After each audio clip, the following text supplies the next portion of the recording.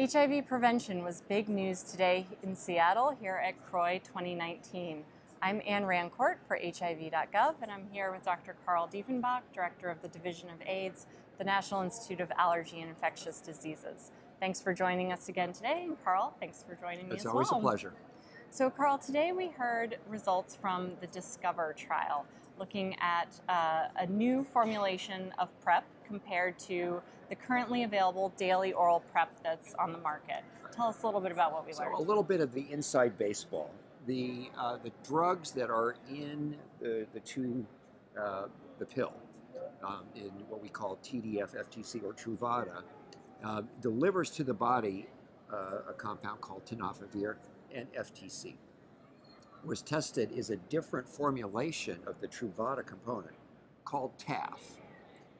TAF allows there to be less drug that gives us higher levels in cells than what you had with the traditional Truvada. What we saw in the study was superior safety data from the use of TAF, but also a surprisingly small number of HIV infections, as you'd expect, simply because Truvada is pretty powerful as PrEP. TAF was superior, was proven non-inferior to the standard Truvada. So it's looking good at this point. And tell us a little bit about the study population that they looked at. The study population was primarily white MSM across the country, and they had to have fairly significant sexual risk, and they monitored sexual risk ongoing in the study by looking at the number of STIs. And to say that there were a significant number of ongoing STIs throughout the entire study. And so to geek out for just a minute about clinical trial design. Sure. So as for some background, we are living in what some people have described as a golden age of HIV prevention trials. And when you think about this trial and what it represents with its design, is the first trial to report results where there was a head-to-head comparison of a drug versus a drug. Typically, yes, in a clinical trial, you're looking at a drug or an intervention versus a placebo. Right. So these are two active. You have an active control, because that is the standard of care, and that is what. What's standard of care? But the National Prevention Task Force, that's what's licensed for distribution. This is what physicians prescribe and what you can pick up at your pharmacy. That is the standard of care. Versus the experimental drug, which is now FTAF, as they call it. And so essentially you have drugs that you're asking a different question. Are these equivalent rather than superior? And so that's why this is a relatively large study. And because there were so few infections, they are quite equivalent. There were more infections in the traditional Truvada arm compared to the FTAF arm, but again, because of the small number of infections, they had equivalence. They had what we call in the field non-inferiority. And so when we test prevention drugs for HIV moving forward, we're always going to be testing them against. Well, we are, and that's what we have right now in the ongoing cabotegravir trials. The HIV Prevention Trials Network is testing cabotegravir injectable in men in the Americas in a study called 083, and cabotegravir in women in a study called 084 in sub-Saharan Africa. And in both cases, the active control is Truvada PrEP.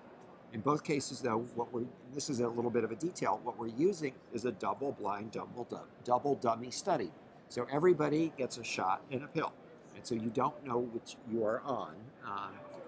The good news is to really go inside the details is 083 is completely enrolled in the United States and about to complete enrollment throughout the Americas.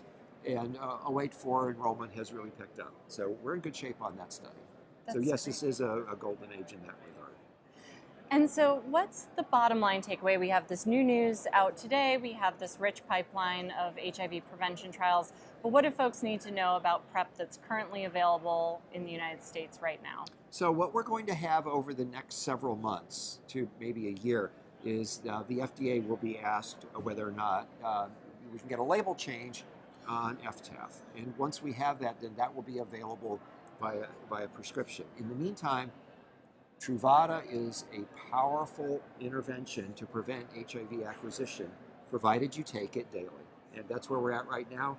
There will be studies going on whether or not episodic use works. It's working. It's been shown to work in Europe for men. How we get that to work for women is an open question. So there's methodology out there that will allow you to protect yourself from acquiring HIV if you should so desire it. Keeping in mind that while you take PrEP, it protects you against one sexually transmitted infection, that's HIV. It doesn't deal with those that we heard about yesterday from Jeannie Marazzo, the other STIs. And so you still need to be aware that there is risk of acquiring a sexually transmitted infection. It's just not HIV. And switching gears a little bit, another topic that we've heard a lot about here at CROI is inflammation. There was a great plenary session from our colleague, Dr. Irini Soretti, yesterday, and then today we heard more about inflammation, which is typically something that you hear about related to heart disease. Why are we hearing about it related to HIV? I think with Irini's presentation yesterday, she talked about the need to tame the flames of inflammation, and why do we need to do that? So today we heard about just the higher level of sudden death due to cardiovascular disease and its association with inflammation. We also heard the reports of analysis of studies where the level of inflammation at the time of beginning therapy was associated with a significant amount of weight gain in women. So there are these consequences of the residual inflammation that we have associated with HIV on your overall health. With regard to heart disease, we are still in the middle of performing the REPRIEVE trial. We have reached full enrollment, so it's a fantastic opportunity now to continue to encourage people to stay true to their enrollment in the study, continue to take their medication so that we can get the information we need to determine whether or not a statin has a profound influence on cardiovascular disease in the setting of HIV. So we're excited. We are.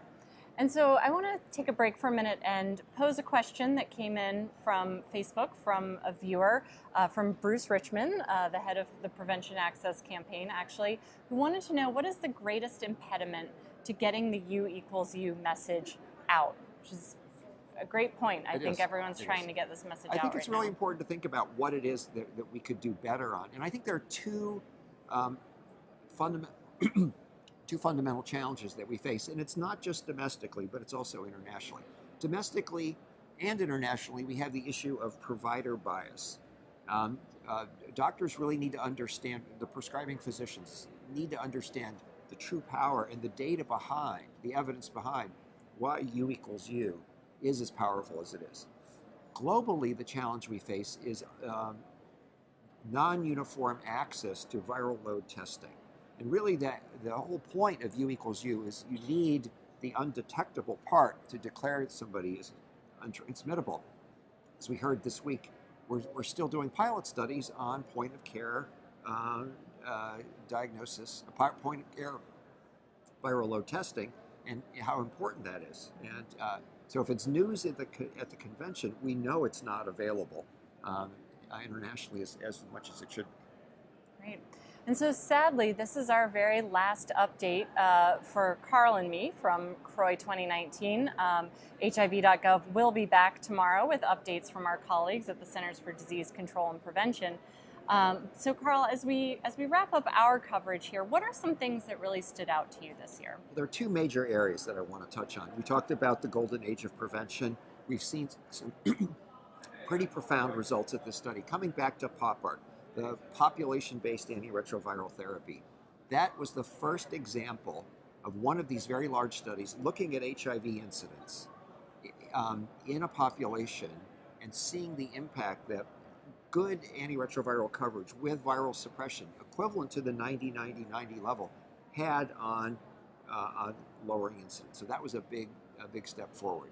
The other area is, while we've had at this meeting the report of two people who are durably suppressed and may or may not be truly cured, I want to sort of get below the flash and bang of that headline and talk about, let's remind people there was a tremendous amount of really interesting science presented at this meeting in the cure or sustained virologic suppression space. And so that data is going to only build and get us further down the line. So there's a lot of good things that have been initiated here and a lot of good science going. So we shouldn't get lost in the bright lights of the headlines of the two patients, but really spend some time digging in and looking at the science that was presented here at this meeting.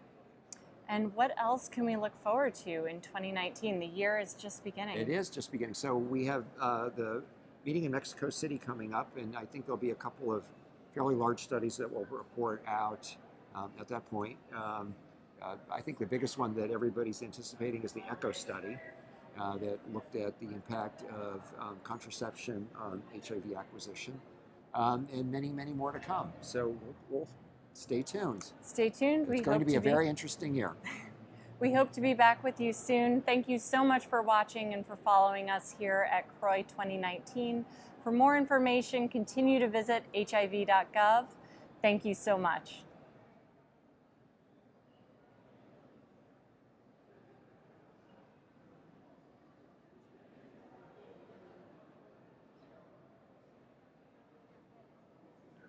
The one thing I should have said at the end is also